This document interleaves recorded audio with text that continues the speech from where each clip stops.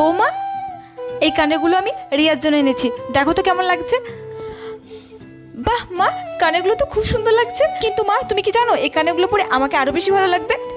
ঠিক আছে বৌমা, তোমার যদি এই কানের জোড়া পছন্দ হয়ে থাকে তাহলে তুমিই রেখে দাও। ঠিক আছে মা। বৌমা, হ্যাঁ মা, আমি বাজারে যাচ্ছি রিয়ার জন্য শাড়ি কিনতে। বলছি তোমার কি কিছু লাগবে? তাহলে বলে দাও, আমি নিয়ে আসবো।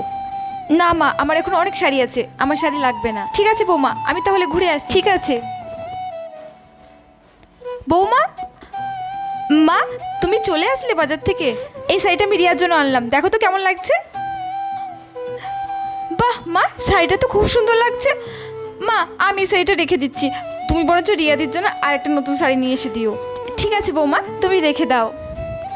ঠিক আছে মা। মেয়েদের যদি এইরকমই শাশুড়ি হতো তাহলে কতই না ভালো হতো। একটা লাইক করে সাবস্ক্রাইব করতে ভুলো না কিন্তু।